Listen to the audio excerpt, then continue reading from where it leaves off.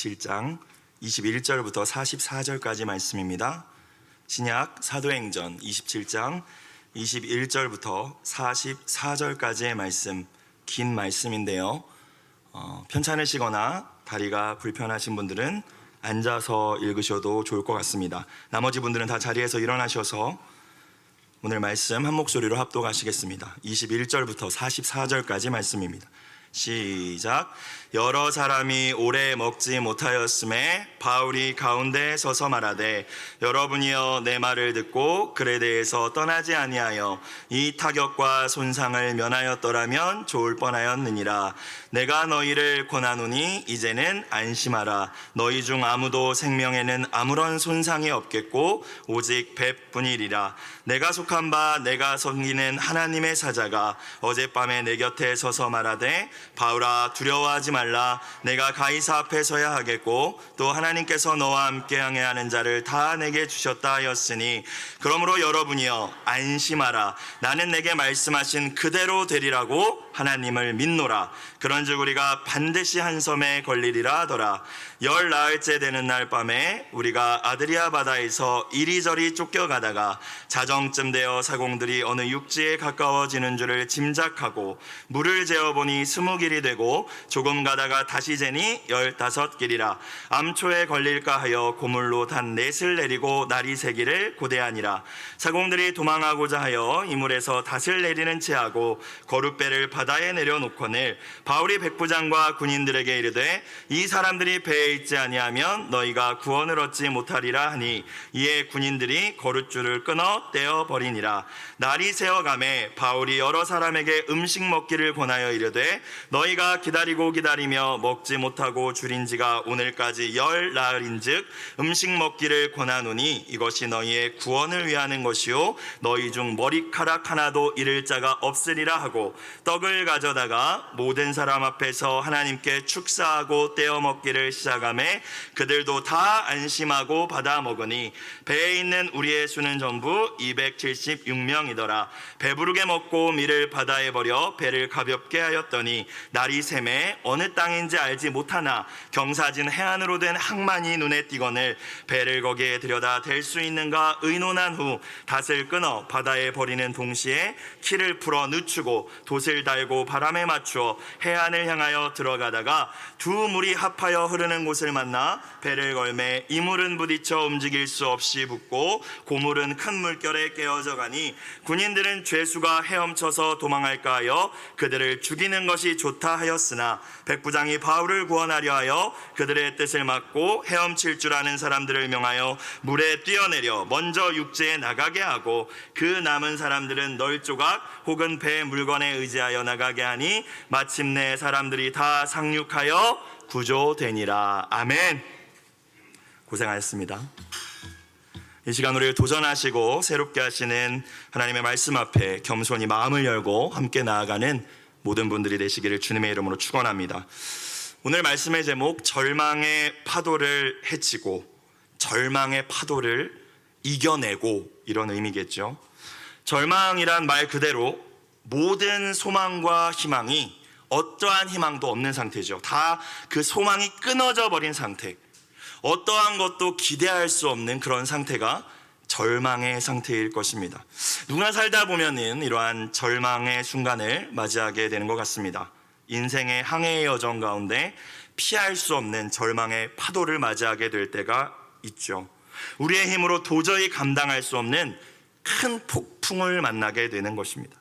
우리 인생을 정말 송두리째 무너뜨릴 것처럼 보이는 그 절망의 파도 앞에서 우리의 머릿속은 하얘지고 눈앞은 캄캄해질 것입니다. 가슴은 답답하고 눈물조차, 기도조차도 나오지 않는 그 절망의 파도를 만날 때가 있다는 것입니다.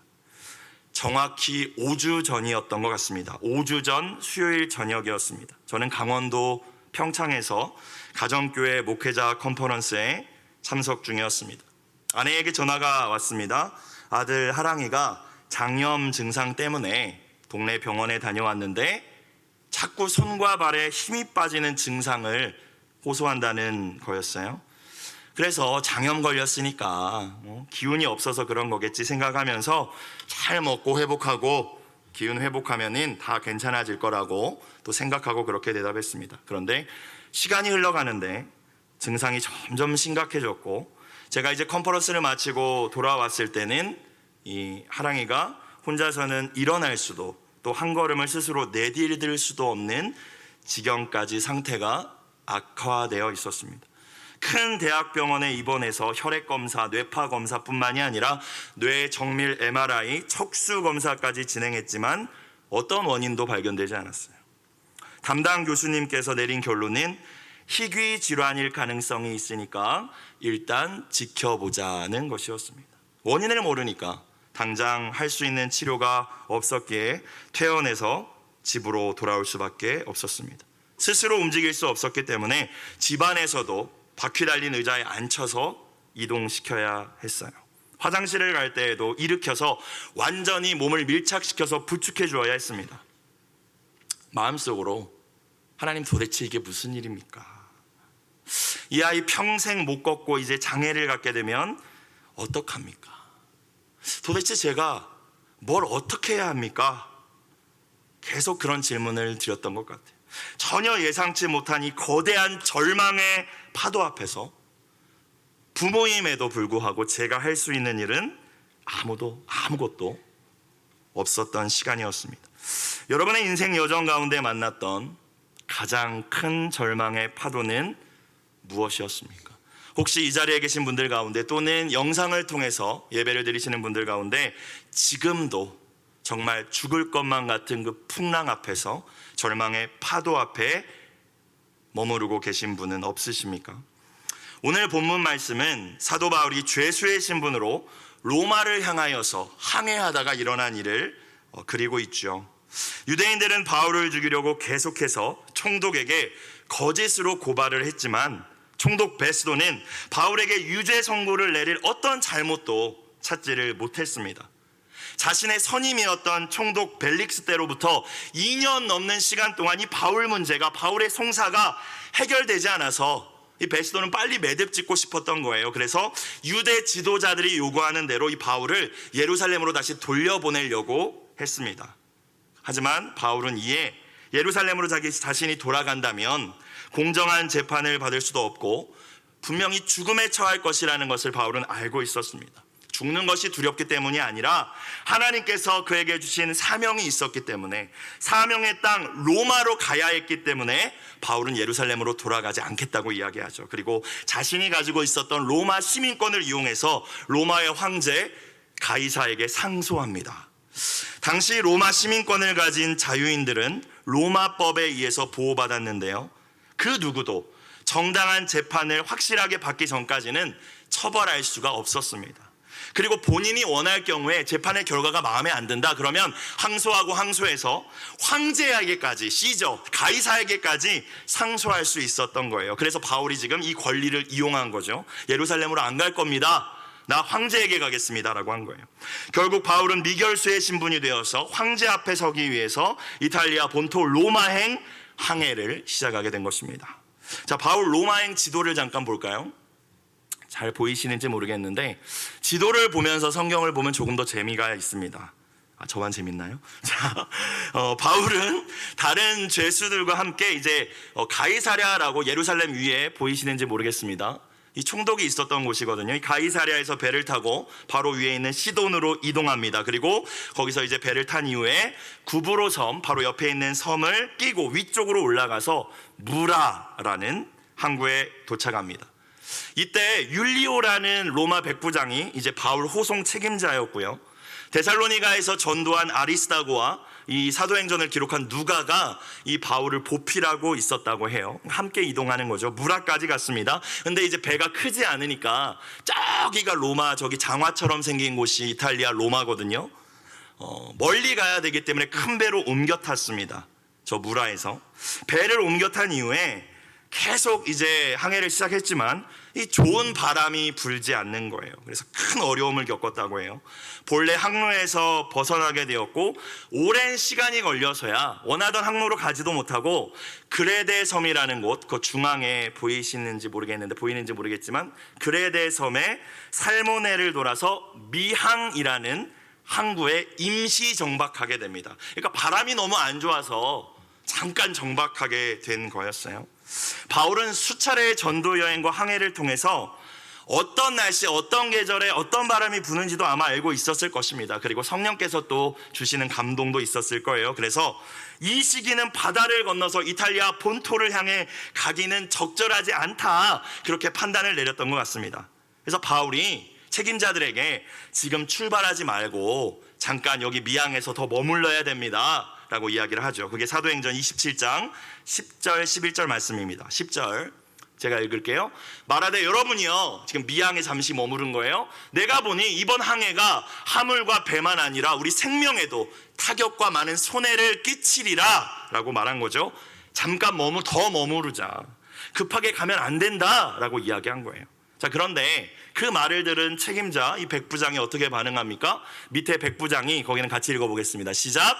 백부장이 선장과 선주의 말을 바울의 말보다 더 누구 말을 들었다는 거예요? 선장과 선주의 말. 그러니까 바울의 말을 들었던 거예요? 안 들었던 거예요?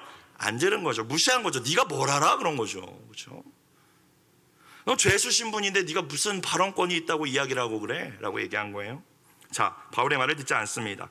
다시 지도 뒤에 있는 지도를 띄워주세요. 미항이라는 이 항구에서 더 오랜 시간 머물 수 없다라고 이제 배의 선장이 판단을 내렸습니다. 그래서 일단 그레데섬, 같은 그레데섬 서쪽에 위치한 베닉스라는 곳이 저 지도에 보이는데요. 저 베닉스라는 곳으로 일단 가까우니까 저기까지만 가자. 큰 항구였어요. 미항은 작은 항구고 이 베닉스는 큰 항구였기 때문에 거기 가서 정비하자. 가까우니까 거기 가서 겨울을 나자, 이렇게 결론을 내리고 출발합니다. 순풍이 불어서 그래 빨리 가자. 갔는데 조심스럽게 그 섬을 따라서 항해를 하고 있는데 그 누구도 예상하지 못한, 정말 조금만 가면 되거든요. 미항에서 베닉스는 조금만 가면 되거든요. 그런데 누구도 예상하지 못한 엄청난 광풍이 불기 시작하더니 이 배를 저 그레데에서 멀리 몰아내기 시작합니다. 남쪽으로 배가 계속 이제 흘러가기 시작한 거예요. 그 광풍의 이름은 많은 배들을 파손시키고 많은 생명을 앗아간 아주 유명한 바람이었는데 유라굴로라는 바람이었습니다. 유라굴로로 인하여서 바울 일행이 탄 배가 점점 이 그레데 섬에서 남쪽으로 밀려가게 됩니다. 바람을 맞서서 항해를 할 수가 있는 상황이 전혀 아니었기 때문에 그냥 이 폭풍에 이끌려가게 이리저리 바다 위를 표류할 수밖에 없었습니다. 그래서 잘 보시면 저 빨간 선으로 바울의 이동 경로가 있는데 저 미항에서부터는 막 이렇게 제가 해놨을 거예요. 막 이리저리 표류했다라는 의미겠죠. 배에 탄 사람들은 죽음의 공포에 사로잡혔을 것이고 아마 여기저기 비명소리가 들리고 아수라장이 되어버렸을 것입니다. 하루가 지나도 잠잠해지지 않았어요. 선원들은 배를 가볍게 하기 위해서 배에 있었던 모든 짐들을 다 바다에 던져버립니다. 3일째가 되었습니다. 더 심한 바람이 몰려옵니다. 이제는 배에 여러 가지 기구들과 장비들까지 다 떼어서 일단 무게를 가볍게 해야 되기 때문에 큰 배라고 제가 아까 말씀드렸잖아요. 바다에다 버려버렸습니다. 이제는 좀 괜찮겠지. 열흘이 지났는데도 이 풍랑은 멈출 기미가 보이지 않았습니다. 사람들은 잠도 제대로 자지 못하고 먹지도 마시지도 못한 채 열흘을 저 풍랑과 싸웠던 거예요. 햇빛도 들어오지 않아서 캄캄한 채로 하나 둘씩 탈진해서 쓰러지기 시작했을 것입니다. 풍랑은 곧 멈출 거야. 이 풍랑을 벗어나서 우리는 살아남을 수 있을 거야 라는 희망의 불빛은 이제 점점 사그라들고 있었습니다. 그래서 사도행전 27장 20절, 오늘 본문의 바로 앞에 있는 말씀 세 번역으로 이렇게 나와 있습니다. 여러 날 동안 해도 별도 보이지 않고 거센 바람만이 심하게 불었으므로, 노란색 다 같이 시작, 우리는 살아남으리라는 희망을 점점 잃었다. 절망의 파도입니다. 다 절망에 빠져버렸습니다. 여러분, 그런데 오늘 말씀을 보니까요, 그 속에서 다 절망하는 게 당연한 그 상황에서, 절망이 아주 그냥 상식적인 이 상황에서 여전히 소망을 품고 수많은 절망에 빠진 사람들을 격려하며 용기를 불어넣고 있었던 한 사람이 있습니다. 그게 누굽니까? 백부장도 아니었고요, 선장도 선주도 아니었고요, 돈 많고 권력 있는 고관이나 귀족도 아니었죠. 황제에게 재판을 받기 위하여 죄수의 신분으로 배에 타고 있었던 사도 바울이었습니다. 그것이 오늘 본문의 말씀이죠. 본문 말씀 다시 볼까요? 21절. 여러 사람이 오래 먹지 못하였음에 열흘이 지났어요. 풍랑 가운데 여전히 풍랑이 불고 있습니다. 여전히 유라굴로 속에 있는 거예요. 바울이 가운데 서서 말하되, 읽어볼까요? 뭐라고 말하는지. 시작. 여러분이여 내 말을 듣고 글에 대해서 떠나지 아니하여 이 타격과 손상을 면하였더라면 좋을 뻔하였느니라. 지금 탓하고 있는 의미가 아닙니다. 두려워하지 말고 이제부터는 내가 하는 말을 잘 들어달라는 의도로 이렇게 이야기한 거예요. 22절. 내가 너희를 권하노니, 뭐라고 이야기합니까? 시작. 이제는 안심하라. 옆에 분들과 인사하겠습니다. 안심하세요. 인사할게요. 시작. 안심하세요. 예, 안심하라. 여러분, 안심할 상황입니까? 폭풍이 끝나지 않았다니까요. 여전히 배가 미친 듯이 날뛰고 있는데 가운데 서서 바울이 안심하라 이야기합니다. 너희 중 아무도 생명에는 손상이 없겠고 배뿐이리라. 배는 부셔질 수 있는데 아무도 안 죽을 거야. 근거가 뭡니까 도대체? 바울이 뭘 한다고 이렇게 이야기하는 겁니까? 23절 볼까요? 읽어보겠습니다. 시작. 내가 속한 바 내가 섬기는 하나님의 사자가, 천사가 어젯밤에 내 곁에 서서 말하되, 24절. 바울아, 뭐 하지 말라? 두려워하지 말라. 네가 가이사 앞에 서야 하겠고 또 하나님께서 너와 함께 항해하는 자를 다 너에게 주셨다 하였으니. 천사가 하나님의 말씀을 바울에게 전하여 주신 줄로 믿으시길 주의 이름으로 축원합니다. 그 말씀을 붙든 거죠. 25절. 그러므로 뭐래요? 다시 한번. 여러분이요 안심하라. 다시 한번 인사할게요. 옆에 분들에게. 안심하십시오. 괜찮습니다. 시작. 안심하십시오. 괜찮습니다. 나는 내게 말씀하신 그대로 되리라고. 누구를 믿노라? 하나님 믿노라. 여전히 유라굴로가 미쳐 날뛰고 있고 막 저기서 토하고 있고 막 사람들 아수라장되고 있는데 하나님이 그렇게 말씀하셨으니까 난 그대로 될 것을 믿습니다. 안심하세요 하고 있다는 거예요. 26절. 그런즉 우리가 반드시 이 바다 위에서 죽지 않고 반드시, 확신에 차 있죠. 한 섬에 걸리리라. 우리 살아남을 수 있어. 우리 할 수 있어. 우리 망하지 않을 수 있어 라고 이야기하는 겁니다. 며칠이 더 지났어요. 27절. 열 나흘째 되던 날, 이제 14일이 지났습니다. 밤에 우리가 아드리아 바다에서 이리저리 쫓겨가다가 자정쯤 되어 사공들이 어느 육지에 가까워지는 줄을 짐작하고, 자, 육지가 가까워졌어요. 풍랑은 여전했습니다. 28절. 물을 재어보니 20길이 되고 조금 가다가 다시 재니 15길이라. 물이 줄고 있다는 거니까 이제 육지가 가까워지고 있는 거죠. 29절. 암초에 걸릴까 하여 고물로 닷 넷을 내리고 날이 새기를 고대하니라. 자, 그런데 이 사공들이 지금 배가 암초에 부딪히면 파손되잖아요. 그럼 배에 타 있으면 다 죽습니다. 그러니까 사공들이 어떻게 해요? 30절에 보니까 이 상황을 쫙 파악하더니 자신들만 살려고 배에서 뛰어내리려고 하죠. 그 탈출용 보트, 거룻배 타고 지금 도망가려고 합니다. 30절. 사공들이 도망하고자 하여 이물에서, 이물은 배의 앞부분입니다. 이물에서 닷을 내리는 척하고 거룻배를 바다에 내려놓거들. 자, 근데 기가 막히게 바울이 잠도 안 잤나 봐요. 눈 뜨고 지켜보고 있었나 봐요. 뭐하나. 31절 보십니다. 도망가려는 걸 딱 보고 이 상황을 딱 파악하고 하나님이 알려주신 거겠죠, 물론. 그렇죠? 31절. 바울이 백부장과 군인들에게 이르되, 이 사람들이 배에 있지 아니하면, 지금 도망가려고 하는데 붙잡지 아니하면 너희가 구원을 얻지 못하리라. 우리 다 죽습니다. 사공들이기 때문에. 32절. 그렇게 바울이 이야기해도 말을 안 들었던 군인들이 이제 바울 말을 듣습니다. 32절. 이에 군인들이 거룻줄을 끊어 떼어버리니라. 자, 이제 바울이 사람들을 다시 한번 위로합니다. 음식 먹으라고 권하고 있어요. 33절. 날이 새어가매 바울이 여러 사람에게 음식 먹기를 권하여 이르되, 너희가 기다리고 기다리며 먹지 못하고 줄인 지가 오늘까지 며칠 됐대요? 열 나흘인즉 14일 동안 못 먹은 거예요. 먹지 못할 상황이죠. 그렇죠? 풍랑이 그렇게 있는 배 위에서 어떻게 뭘 먹겠습니까? 지금 당장 죽을 것 같은데. 그렇죠? 또 다 개워냈겠죠. 34절. 음식 먹기를 권하노니 이것이 너희의 구원을 위하는 것이요 너희 중 머리카락 하나도 잃을 자가 있으리라 없으리라? 없으리라. 아무도 죽지 않을 거야. 다시 이야기합니다. 바울이. 아무도 죽지 않아. 안심해. 밥 먹어. 괜찮아. 이야기한 거예요. 35절. 떡을 가져다가 모든 사람 앞에서 하나님께 축사, 감사 기도를 드리고. 어떻게 감사 기도를 드릴 수 있을까요? 이 상황에서. 그리고 떼어 먹기를 시작하매 36절 재밌는 장면이 나옵니다. 자, 같이 읽어볼까요? 시작. 그들도 다 안심하고 받아 먹으니. 아멘. 여러분, 바울이 계속 위로하고 격려하며 용기를 불어넣어 주자 바울 안에 있는 그리스도의 평강이 그들에게도 흘러간 줄로 믿습니다. 자, 그럼 우리 자신을 돌아봅시다. 저와 여러분이 속한 공동체 가운데, 우리의 가정 가운데, 우리의 목장 가운데에서, 우리의 교회 가운데에서 저와 여러분은 사람들에게 부정적인 기운을 흘려보내는 사람들입니까? 아니면 오늘 바울과 같이 안심, 평강을 흘려보내는 사람들입니까? 내가 가면 사람들이 불안해합니까? 아니면 내가 말을 하면 사람들이 안심합니까? 오늘 바울이 이야기하고 바울이 권면하니까 그 가운데 있던 사람들이, 예수를 믿는 사람 뭐 누가랑 아리스다고밖에 없잖아요. 나머지는 다 로마인들, 헬라인들, 죄수들인데 안심했다고 했어요. 37절, 배에 있는 우리의 수는 전부 276명이더라. 바울 빼고 275명, 바울까지 276명. 38절, 배부르게 먹고 밀을 바다에 버려 배를 가볍게 하였더니. 먹을 것을 다 버렸다라는 의미는 이제 바울 말을 확실히 신뢰한다는 겁니다. 곧 육지에 도착할 것이다. 곧 이 풍랑에서 벗어날 것이다. 그러니까 버릴 수 있었던 거겠죠.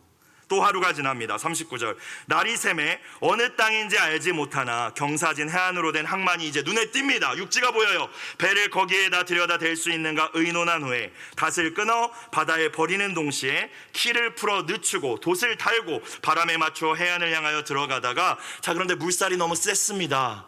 컨트롤을 할 수가 없는 상황이었어요. 41절, 두 물이 합하여 흐르는 곳을 만나 배를 걸매 이 물은 배의 앞부분은 부딪혀 움직일 수 없이 붙고 고물은 배의 뒷부분은 큰 물결에 깨어져 가니, 이제 파선의 위기가 이제 다다르게 된 거죠. 배가 다 부셔지게 생긴 거예요. 자, 이렇게 되니까 42절, 군인들은 죄수가 헤엄쳐서 도망할까 하여 그들을 죽이는 것이 좋다 하였으나, 바울도 이제 죽을 위기에 처해 있습니다.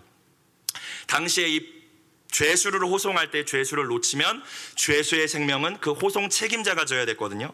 그러니까 도망가는 것보다 죽여버리겠다라고 결정을 했는데, 43절 봅시다. 백부장이 바울을 뭐하려 하여? 구원하려 하여.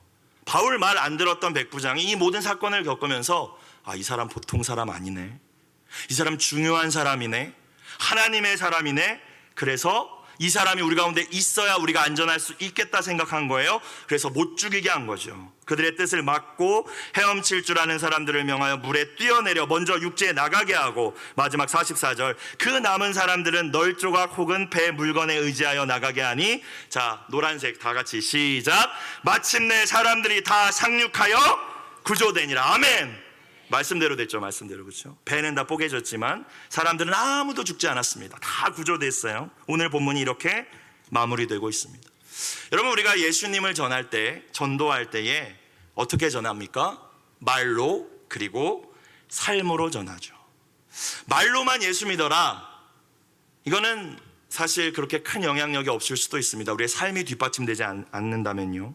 예수님이 정말 나와 동행하시는 그 삶을 보여주는 것이 전도임을 기억하실 수 있기를 주님의 이름으로 축원합니다. 예수님이 동행하시는 삶, 저와 여러분 예수님 믿기 때문에 이 수요일 저녁에 예배드리러 나오신 거잖아요. 예수님이 동행하시는 삶을 예수님 모르는 사람, 배에 타 있는 저 275명한테 보여줘야 되는데, 뭐가 예수님이 동행하시는 삶일까요? 물론 거룩하고 정직하게 세상과는 다르게 사는 것, 그것도 예수님 동행하는 삶이지만, 오늘 본문을 근거로 우리가 생각해 볼 수 있는 것은 사도 바울의 모습과 같이 절망의 파도 앞에서 다 절망하는데, 다 살기 힘들다고 하는데, 다 죽겠다고 하는데, 나는 절망하지 않고, 나는 포기하지 않고 오히려 절망한 이들을 일으켜 세워주는 삶, 그 삶이 예수님과 동행하는 삶임을 깨달으실 수 있기를 주님의 이름으로 축복합니다. 여러분, 그걸 보여주지 않는다면요, 사람들은 우리를 통해서 예수님을 믿지 않을 겁니다. 왜요? 다를 게 없으니까요. 너도 힘들어하네, 너도 힘든 문제 있으면 너도 힘들어하네, 너도 뭐 삶에 의욕이 없네, 너도 밥맛이 없다라고 그러나 네 표정도 똑같네, 너도 맨날 불평하네, 누가 우리를 보고 예수님을 믿겠습니까? 그런데 오늘 바울은 어떻게 합니까? 다르잖아요. 절망한 이들을 일으켜 세워주는 삶을 보여줘야 된다는 거예요. 그러면은 사람들이 어떻게 생각할까요? 저 사람이 믿는 예수님은 도대체 누구신가? 어떻게 이 풍랑 속에서도 절망하지 않을 수 있지? 어떻게 희망을 계속 얘기할 수 있지? 어떻게 표정 하나 바뀌지 않을 수 있지? 이야기하는 거죠. 그렇다면 언제나 문제는 어떻게입니다. 어떻게 우리가 모두가 절망할 수밖에 없는 상황 속에서, 살기 힘들다 이야기하는 이 세대 속에서 소망을 품고 소망을 전할 수 있겠습니까? 자, 볼게요. 첫 번째, 절망의 파도를 이기는 첫 번째입니다. 읽어보겠습니다. 1번 시작.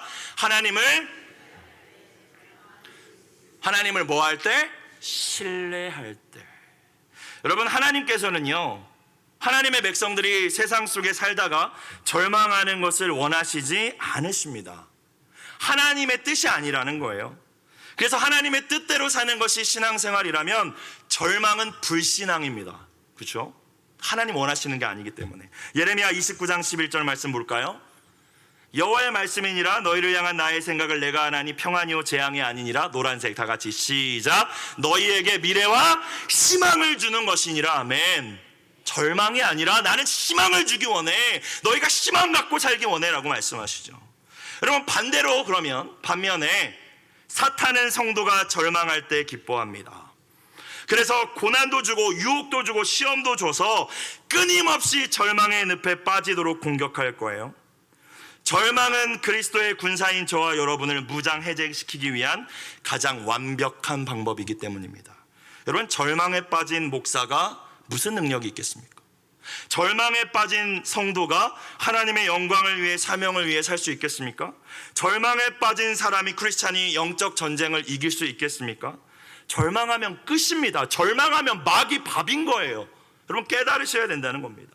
우리는 절망의 메커니즘을 이해할 필요가 있습니다. 자, 고난과 실패가 인생엔 반드시 있습니다. 예수를 믿건 예수를 믿지 않건 오히려 우리가 예수님을 믿기 때문에 세상으로 받는 고난이 더 클 수도 있습니다. 자, 그런데요, 고난과 실패가 있다고 하더라도 반드시 이렇게 이어지는 건 아닌데 절망을 하게 만드는 사탄의 이 메커니즘 과정을 보는 거예요. 고난과 실패 가운데 우리의 마음 가운데 두 가지 음성이 분명히 들립니다. 하나님께서 말씀하십니다. 괜찮아, 내가 함께 있어. 그리고 마귀가 이야기합니다. 넌 끝났어 임마. 넌 죽었어. 너 어떡할래? 너 큰일 났다. 자, 거기서 우리가 마귀의 음성을 선택하면 마음에 뭐가 들어옵니까? 두려움이 들어옵니다. 두려움을 물리치지 않으면 뭐가 됩니까? 자라서 낙심하죠. 낙심이 커지면 절망합니다. 절망이 계속되면 포기합니다. 안 되네. 신앙생활 안 되네. 사역 안 되네. 그리고 심지어 생명까지 포기하죠. 이게 마귀가 우리를 무너뜨리는 절망의 메커니즘입니다. 여러분, 절망의 시작은 고난에서 시작되는 게 아니라 두려움에서 시작됩니다. 마귀는 두려움을 이용하여서 우리를 절망까지 끌어가서 포기하게 만든다는 거예요. 디모데후서 1장 7절 같이 읽어볼까요? 시작. 하나님이 우리에게 주신 것은 두려워하는 마음이 아니요 오직 능력과 사랑과. 하나님이 안 줬으면 누가 줍니까? 마귀가 두려워하는 마음 준다는 것이죠. 여러분, 두려움을 물리칠 수 있기를 주님의 이름으로 축복합니다. 어떻게 물리칩니까? 두려움의 처방전은 하나님을 향한 완전하고 절대적인 신뢰입니다. 하나님을 온전히 신뢰할 때, 고난 속에서 하나님을 붙들고 있을 때 그 두려움을 물리치고 절망을 이길 수가 있습니다. 에베소서 6장에서 그래서 하나님의 전신갑주를 바울이 소개하면서 믿음의 방패를 가지라고 합니다. 하나님을 신뢰하는 믿음을 가지라는 거예요. 그래야 마귀의 뭐를? 불화살을 막을 수 있다는 거예요. 성도를 절망시켜서 죽이기 위해서 얼마나 마귀가 불화살을 쏟아내는데 하나님을 신뢰하는 믿음의 방패가 없으면 다 맞는 거죠. 절망해버리는 거예요. 그런데 반대로 하나님을 온전히 신뢰하는 사람에게는 이 절망의 메커니즘이 작동되지 않습니다. 소망의 메커니즘이 작동합니다. 로마서 5장에 바울이 이야기한 소망의 메커니즘 볼까요? 고난과 실패는 똑같습니다. 자, 그런데 하나님을 향한 절대 신뢰가 있으면 두려움이 오는 게 아니라 이것을 뭐 어떻게 합니까? 인내가 이어집니다. 환난은 인내를, 인내는 뭐를? 연단은 소망을 이루는 줄 알미니라. 아멘. 누구는 고난과 실패를 만나서 두려워하면서 절망하고, 누구는 고난과 실패 가운데 인내합니다. 하나님의 섭리가 있겠지, 하나님의 계획이 있겠지. 어떻게 이게 다를까요? 하나님을 향한 신뢰에서 달라지는 것입니다. 저와 여러분이 절망의 파도를 만났을 때 고백해야 할 믿음이 있습니다. 함께 고백해 보겠습니다. 띄워주세요. 글씨가 작나요? 자, 하나님은 전능하시다요. 하나님은 시작. 하나님은 전능하시다. 내가 처한 어려움에서 나를 계속. 하나님은 선하시다. 내가 기대한 결과가 아닐지라도 가장 좋은 길로 인도하실 것이다. 하나님은 사랑이시다. 독생자 예수님의 생명을 십자가에서 내어주기까지 나를 누구보다 사랑하신다. 마지막 크게 시작. 전능하시고 선하시며 나를 가장 많이 사랑하시는 하나님께서 내 아버지가 되시다. 아멘. 여러분, 이게 하나님을 향하여 우리가 가져야 할 신뢰임을 믿으시길 주의 이름으로 축원합니다. 이게 있으면 절망하지 않을 수 있습니다. 그렇죠? 이게 없으면 절망해요. 저도 절망의 늪에 빠져서 아프지 않았습니까? 다 아시잖아요. 그렇죠? 안 되네. 다 포기하고 싶고 안 되네. 힘드네. 그게 마귀가 우리에게 원하는 거잖아요. 두 번째, 절망의 파도를 이기는 두 번째 무엇입니까? 2번 시작. 하나님의 말씀을 붙들 때 절망을 이길 수 있습니다. 뭘 붙들 때? 하나님 말씀을 붙들 때. 여러분, 우리를 사랑하시는 하나님께서는 언제나 우리에게 말씀하시는 하나님이신 줄로 믿습니다. 자녀가 절망의 순간을 만났다, 위기의 순간을 만났다, 그럼 부모님들은 당연히 더 말씀하시겠죠. 위기에 처한 자녀, 어려움을 만난 자녀를 보면서 아무 말도 안 하는 부모는 부모가 아닐 거예요. 그죠? 더 명확하게, 더 정확하게, 더 알아듣기 쉽게 말할 겁니다. 하나님도 마찬가지라는 거예요. 그래서 여러분, 절망의 파도가 휘몰아칠 때 무엇보다 하나님 음성 듣기를 사모하실 수 있기를 주의 이름으로 축원합니다. 집중해야 됩니다. 물론 안 돼요. 잘 힘들면 성경 안 봐지고 기도 안 됩니다. 그런데 해야 된다는 거예요. 왜? 절망을 이겨내야 되니까요. 우리는 기도와 말씀을 통하여서 하나님이 절망의 상황 속에서 나에게 주시는 말씀을 찾으셔야 됩니다. 이 상황 가운데에서 하나님 무엇을 버리길 원하시는지, 무엇을 택하기를 원하시는지 하나님 뜻을 발견해야 돼요. 하나님은 반드시 말씀하시고 말씀대로 이루시는 신실하신 분이기 때문입니다.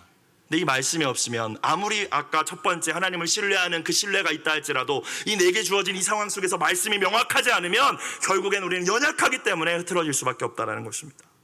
오늘 본문 다시 봅시다. 23절 바울이 뭐라고 합니까? 내가 속한 바 곧 내가 섬기는 하나님의 사자가, 천사가 어젯밤에 내 곁에 서서 뭐랬대요? 말씀하셨다라는 거예요. 그렇죠? 밤에 뭐 했겠어요? 바울이 깜깜한데 풍랑 있는데 기도했겠죠.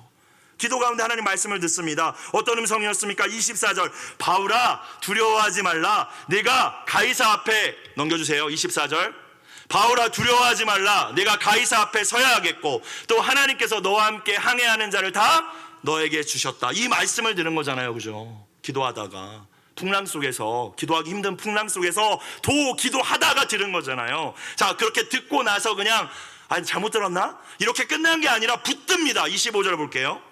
같이 읽습니다. 시작. 그러므로 여러분이요 안심하라. 나는 내게 말씀하신 그대로 되리라고 하나님을 믿노라. 아멘. 그러니까 절망하지 않잖아요. 한 주 동안 하랑이 회복을 위해서 열심히 기도했습니다. 팔다리에 다시 기력이 돌아오게 해달라고 진짜 간절히 기도했지만 조금도 회복의 기미가 보이지 않았습니다. 휠체어에 태워서 예배에 와야 했고 집안에서는 대부분 누워 있어야 됐습니다. 부축을 해주고 걸어도 금방 힘겨워했기 때문에 밖을 나가는 일이 있으면 제가 업고 다녀야 했습니다. 너무나 감사한 것은 그 절망적인 상황 속에서 하나님을 원망하지 않을 수 있는 은혜를 주셨다는 거. 이건 재임이 아니라 은혜라고 저는 생각합니다. 그리고 계속해서 하나님의 음성, 하나님 이 상황 속에서 우리가 뭘 붙잡아야 되는지 그 하나님의 뜻을 듣기 위한 기도와 말씀의 자리를 포기하지 또 않을 수 있도록 은혜를 주셨습니다. 자식이 아프면 부모는 내 죄가 무엇인지를 돌아보게 됩니다. 하나님 보여주세요. 제 죄가 있으면 깨닫게 해주세요. 근데 하나님께서 매일매일 읽어가는 성경 몇 장씩, 몇 장씩 제가 읽어가는데 청년들하고 요한복음 9장 이 말씀을 주셨어요. 제가 읽겠습니다. 예수께서 길을 가실 때 날 때부터 맹인된 사람을 보신지라 제자들이 물어 이르되 라삐여 이 사람이 맹인으로 난 것이 누구의 죄로 인함이니까? 자기니까? 그의 부모입니까? 3절 다 같이 읽겠습니다. 시작. 예수께서 대답하시되 이 사람이나 그 부모의 죄로 인한 것이 아니라 그에게서 하나님이 하시는 일을 나타내고자 하심이라. 아멘. 이 말씀이 저에게 주셨던 레마였고 말씀이었습니다. 하나님께서 이 상황을 허락하신 것은 하랑이의 모습을 통해 하나님만이 하시는 일을 나에게, 우리 가정에, 또 우리 공동체에 보여주시려고 하는 것이구나. 말씀을 붙들 때 두려움이 다시 사라지기 시작했어요. 여러분, 우리가 왜 두려워합니까? 앞일을 모르기 때문입니다. 어떻게 될지 모르잖아요. 청년들 왜 두렵습니까? 어떻게 될지 모르니까요, 내 인생이. 근데 청년의 때만 어떻게 될지 모르는 게 아닙니다. 아무리 인생을 살아도 어떻게 될지 아는 사람은 아무도 없습니다. 그래서 두렵습니다. 그런데 중요한 것, 하나님은 모든 것을 알고 계시는 줄로 믿습니다. 지금 이 상황을 허락하신 이유도, 앞으로 행하실 일도, 하나님의 계획도 다 하나님은 가지고 계시고 알고 계시죠. 그래서 절망의 파도를 만나셨을 때 더욱 말씀을 붙드실 수 있기를 주님의 이름으로 축원합니다. 기도해도 안 된 애가 아니라 기도의 자리를 포기하지 않으실 수 있기를 주님의 이름으로 축원합니다. 하나님의 말씀을 붙드심으로 두려움과 절망을 이겨내는 이 자리에 계신 모든 분들이 되시기를 다시 한번 주님의 이름으로 축복합니다. 마지막입니다. 절망의 파도를 이기기 위해서 하나님을 신뢰하고 하나님 이 상황 속에서 허락하신 그 뜻을 분별하고, 마지막입니다. 3번 시작. 하나님의 말씀으로 위로할 때 함께 절망을 이길 수 있습니다. 나 혼자만 이기는 게 아니라 함께 이겨야 돼. 함께. 우리는 함께 가는 거니까. 그렇죠? 오늘 말씀, 바울은 천사가 전해준 하나님의 말씀을 굳게 붙들었습니다. 그래서 아비규환의 상황 속에서도 바울은 평강과 기쁨을 누릴 수 있었던 거죠. 근데 그 평강을 혼자 누리지 않습니다. 안 죽는다고 했으니까 나 평안히 있으면서 밥 먹고 있어야지, 혼자 지내지 않았어요. 바울이 계속 사람들에게 이야기하잖아요. 함께 배에 타고 있었던 275명에게 그 평강을 흘려보냅니다. 어떻게 해요? 자기에게 주신 말씀을 통해서요. 그 말씀으로 위로하고 격려합니다. 여러분, 그냥 좋은 말 해주라는 의미가 아닙니다. 인간의 생각으로 하는 말과 하나님의 말씀으로 위로하는 게 다릅니다, 분명히. 여러분, 그걸 깨달으셔야 됩니다. 22절 다시 볼까요? 본문. 내가 너희를 권하노니 위로하노니 이제는 안심하라. 이거 하나님 말씀 전해주고 있는 거잖아요. 25절도 보면 그러므로 여러분이여 안심하라. 나는 내게 말씀하신 그대로 되리라고 하나님을 믿노라. 하나님이 괜찮다고 했으니까 안심하십시오 라는 말이죠. 33절에 가서 음식 먹으라고 권할 때에도 34절 갈까요? 음식 먹기를 권하노니 이것이 너희의 구원을 위하는 것이요 너희 중 머리카락 하나도 잃을 자가 없으리라. 바울 생각이 아니라 하나님 주신 말씀으로 권하고 있는 거잖아요. 그리고 앞서 봤듯이 사람들도 안심하잖아요. 신기하게. 때때로 우리와 함께하는 이들이 절망에 빠질 때가 있습니다. 나는 그래도 좀 마음이 회복됐는데 우리 가족들, 우리 목장 식구들, 교회 전체가 절망 가운데 빠질 때가 있습니다. 그때 진짜 저들을 위로하고 소망의 자리로 이끌 수 있는 것은 오직 하나님의 말씀임을 믿습니다. 물론 밥도 사주고 선물도 주고 그런 방법이 소용없다는 건 아니지만 진짜 본질적인 것은 말씀으로 위로할 때 사람은 살아난다는 거예요. 내게 주신 하나님의 말씀을 가지고 그를 위로해주고 격려해야 된다는 것입니다. 바울은 그래서 공동체의 덕을 세우는 은사로서 예언의 은사라는 것이 있다고 소개합니다. 이것은 미래에 점쟁이처럼 뭐가 일어날지 맞추는 예언이 아니라 하나님의 말씀으로 누군가를 위로하는 은사입니다. 이 자리에 계신 모든 분들이 그 예언의 은사로 우리 공동체의 덕을 함께 세워가기를 주의 이름으로 축복합니다. 내 생각과 내 경험, 내 확신으로 전해주는 이야기들은 여러분 진짜 위로가 되지 않습니다. 저도 하랑이 그 상황일 때 많은 분들이 인간적인 생각으로 위로해 주신 것이 있어요. 감사드리지만 전혀 위로되지 않았어요. 미안하지만. 그런데 하나님 말씀으로, 선교사님과 담임 목사님 하나님 말씀으로 위로해 주실 때 소망이 생겼어요. 절망에 빠진 이들에게 하나님의 말씀으로 위로하고 격려하는 저와 이 자리에 모든 분들이 되시길 다시 한번 주님의 이름으로 축복합니다. 5월 29일 수요 예배 시간에 담임 목사님께서 하랑이를 휠체어에 태워서 그 예배를 왔는데 하랑이를 보면서 이렇게 말씀하셨습니다. 이틀 뒤에 금요일날 새벽기도 본문 말씀이, 저희 목사님은 항상 큐티 한 주치 이상을 먼저 다 묵상하시거든요.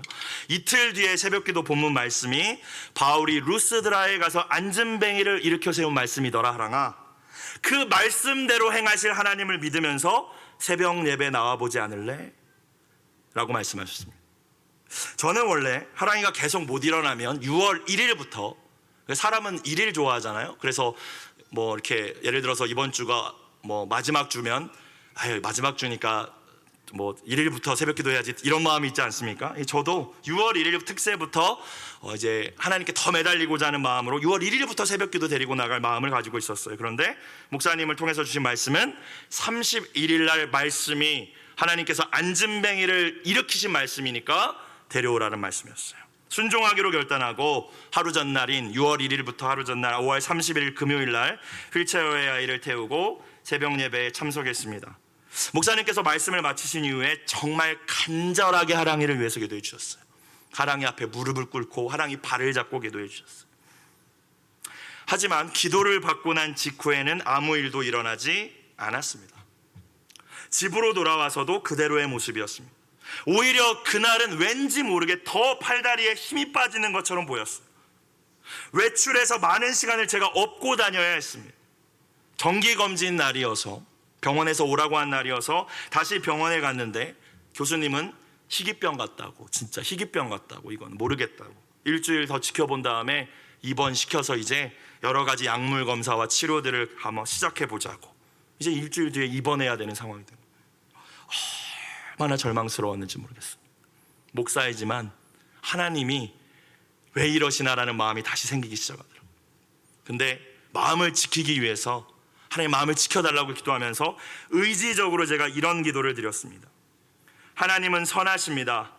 하랑이가 일어서든 평생 앉아있든 그것은 하나님의 주권 아래에 있음을 고백합니다. 그리고 하나님, 하랑이가 평생 걷지 못할지라도 저는 생명 걸고 평생 목회의 길을 갈 것이며 선하신 하나님을 평생 찬양할 것입니다 라고 기도했습니다.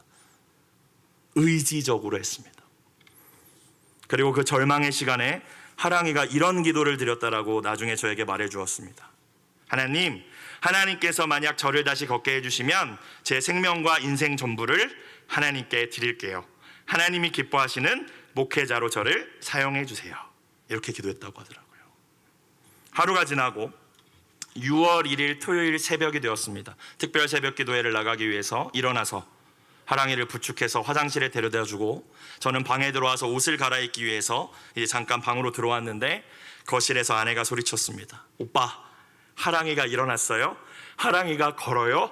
하랑이가 뛰어요. 할렐루야. 지난 2주 동안 팔다리에 온 힘이 다 빠져 있었던, 그래서 업고 다녀야만 했던 아이가 거짓말처럼 스스로 일어서고 걷고 뛰며 찬양 부르며 율동하며 그러고 있었어요. 하랑이를 안고 울면서 찬양했습니다. 할렐루야, 하나님 찬양합니다. 하나님은 선하십니다. 우리의 슬픔을 기쁨으로, 눈물을 찬양으로 바꾸시는 하나님 감사합니다 라고 기도드렸습니다. 사랑하는 성도 여러분, 절망의 파도와 풍랑 가운데 낙심하여 삶의 소망과 기쁨을 다 잃어버린 채 살아가고 계시진 않습니까? 해결되지 않은 문제, 아무리 기도해도 응답되지 않은 그 기도의 제목들, 외로움과 두려움과 염려 앞에서 맞서 싸워야 할 사탄에게 등을 보이고 계시는 것 아닙니까? 사랑하는 여러분, 오늘 말씀을 주신 하나님을 신뢰하며 결코 절망하지 마시고 포기하지 않으실 수 있기를 주님의 이름으로 축원합니다. 저에게 말씀하시고 저에게 말씀하신 그대로 이루신 살아계신 하나님께서 이 시간 여러분에게도 말씀하시며 동일한 은혜를 베풀어 주실 줄로 믿습니다. 이 시간 함께 기도하기 원합니다. 마음과 함께 기도 띄워주시겠어요?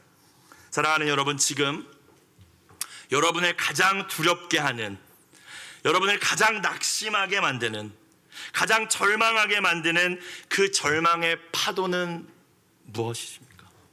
눈을 한번 감아볼까요? 눈을 감고 우리 기도 준비를 하면서 생각해 봅시다. 반주해 주시고요. 나를 가장 지금 절망하게 만드는 절망의 파도는 여러분 무엇입니까? 이 시간 우리 기도할 때요, 하나님이 절망의 파도 앞에서 하나님을 끝까지 신뢰하게 해달라고 기도하는 시간이 되었으면 좋겠습니다.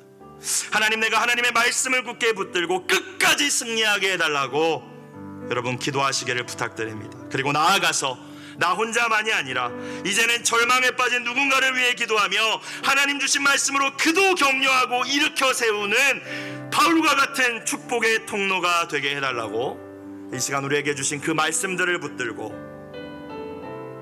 함께 아버지 한번 부르고 간절히 기도하며 하나님께 나아가겠습니다. 아버지!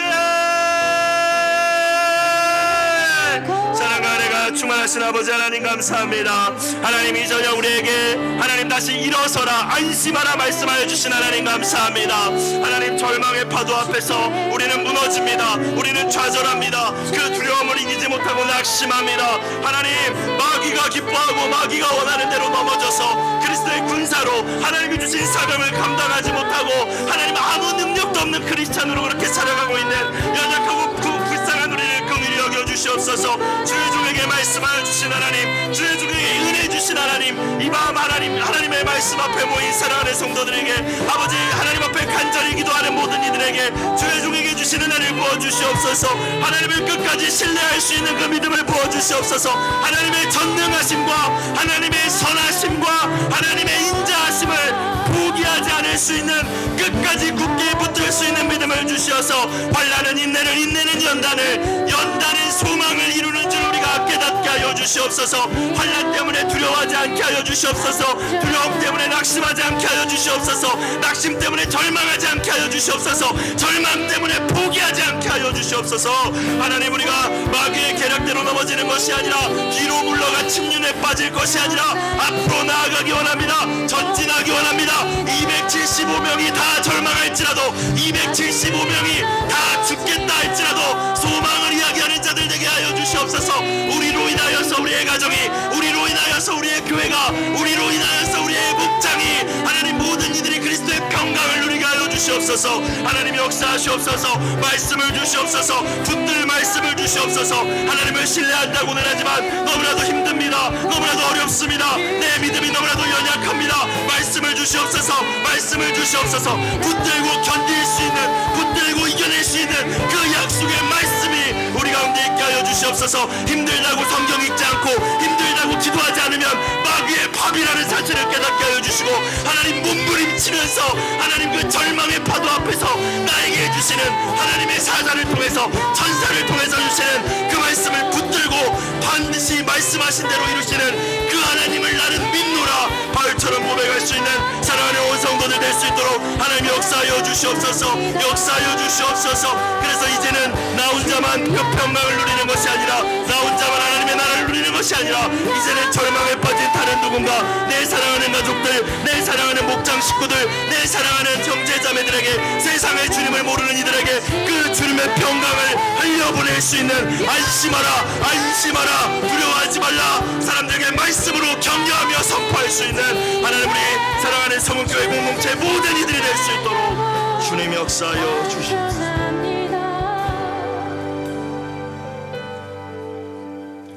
하나님 우리가 인생을 살면서 만나는 절망의 파도의 이유를 모를 때가 많습니다. 하나님 우리가 그 이유를 찾으려고 애쓰기보다는 그 절망 앞에서 하나님을 신뢰하는 믿음이 작동되게 하여 주시옵소서. 우리의 믿음이 지식으로 그치는 믿음이 아니라 정말로 모두가 만난 그 절망 앞에서 바울과 같이 하나님의 말씀을 붙들며 두려워하지 않고 안심할 수 있는 그 평강이 우리 가운데 임하게 하여 주시옵소서. 그리고 이제는 나아가서 나 혼자만 그 하나님의 나라의 평강을 누리는 것이 아니라 여전히 죽겠다고 아우성치며 괴로워하는 세상의 모든 이들에게, 또 교회 공동체 가운데 형제자매들에게 나의 그 평강을 나누어 줄 수 있는, 같이 죽겠다 힘들다 이게 뭐냐 불평하고 원망하면서 함께 망해가는 것이 아니라 하나님의 말씀이 할 수 있다 하십니다. 하나님의 말씀이 일어서라 하십니다. 하나님의 말씀이 괜찮다 하십니다. 격려하고 위로하며 서로를 세워갈 수 있는 하나님 우리 귀한 성은교회 공동체 모든 성도들이 될 수 있도록 주님 은혜 주시고 축복하여 주시옵소서. 그렇게 우리를 통하여 이 마지막 때에 이 세상 가운데 빛과 소금의 역할을 감당하며 그리스도의 평강을 흘려보낼 주님의 그 신실하신 계획을 신뢰하며 모든 말씀 예수님의 이름으로 감사하며 기도드리옵나이다. 아멘. 아멘.